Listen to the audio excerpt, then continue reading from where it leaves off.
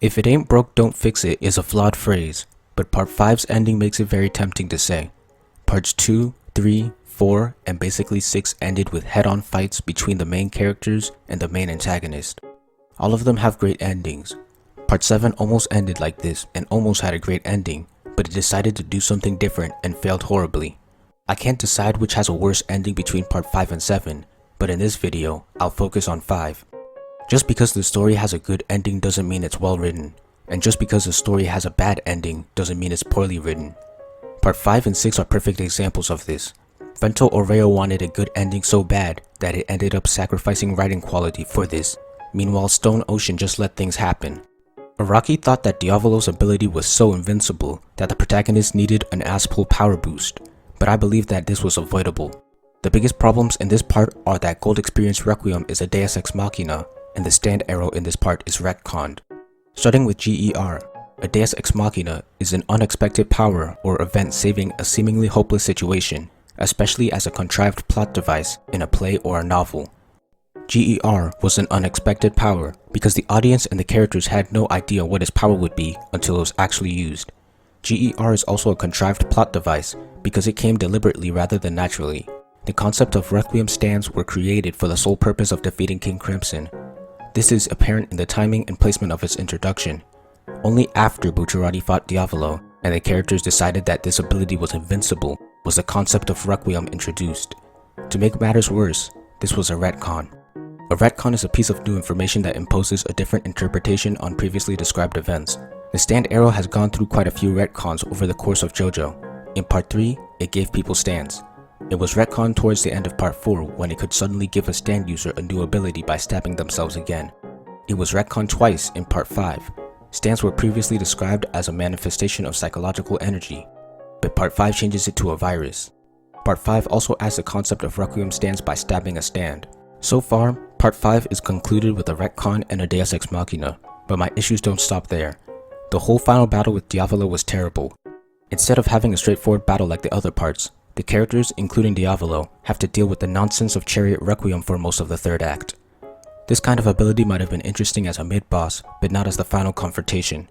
It's too bizarre and complicated to even be interesting or engaging.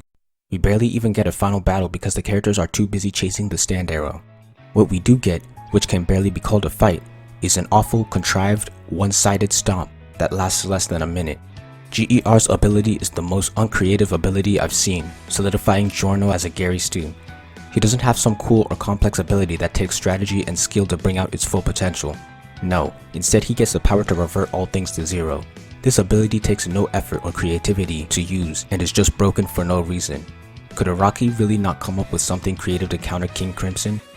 Furthermore, the way they treated Narancia and Polnareff was horrible. Narancia got one of the stupidest deaths in JoJo. I have no problem with characters dying suddenly, but he was thrown on top of a gate and impaled.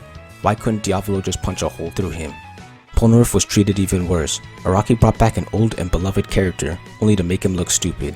He lost both legs, an eye, and is stuck in a wheelchair. This really didn't need to happen. Silver Chariot also looks like a joke. In Stardust Crusaders, Silver Chariot could move so fast that he created after images.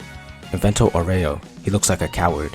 Araki even nearly killed off Polnareff, and now he's stuck in a turtle. Why bring back a former character just to kill them off? The nail in the coffin is the misconception that King Crimson was invincible. The idea was the whole reason for the asinine Requiem stands, but it wasn't necessary. It seems like Araki felt that he wrote himself into a corner when he didn't. King Crimson was caught by surprise twice, against Bucciarati and against Polnareff. In his fight with Passion's leader, Diavolo predicts Bucciarati's extending punch and dodges it, but what he doesn't realize is that the punch was a diversion and his real goal was the column behind him, which he then used to escape. Here, King Crimson is countered by thinking 2 steps ahead. Against Polnareff, King Crimson is countered when the former uses blood to measure when time erasure is used and attacks immediately as it ends. Diavolo even says that Polnareff almost made a fatal wound. This tactic takes advantage of the fact that when time is erased, no attacks have any effects, meaning that Diavolo has to end his ability before he attacks. That's why Aerosmith's bullets phase through Diavolo in the erased time. Planning ahead and attacking at the end of time erasure. Araki wrote these weaknesses into the story himself. The final battle could have had Giorno use Bucciarati and Polnareff's experiences in battle to defeat Diavolo. Giorno has shown great tactical skills throughout the part, even using Polnareff's blood idea in the story, so using these strategies to defeat Diavolo should have been no problem. But instead, Araki decided to reinforce the idea that King Crimson was invincible through his characters, even though the story contradicted it. In conclusion, Part 5's ending is terrible because of the heavy reliance on retcons and Deus Ex Machinas, along with spending way too much time on a bizarre ability and barely having a final battle, which was also unsatisfying. It also treated its characters poorly, and finally, Araki tricked himself into thinking that King Crimson was invincible. If he didn't reinforce this misconception, Requiem's stance wouldn't have needed to exist, which would have most likely gotten rid of all of these issues. I had a script to rewrite the final act and battle of Vento Aureo back in early 2018 that analyzed and used Part 3 and Part 4's final battles as inspiration, because when I complain, I like to bring a solution.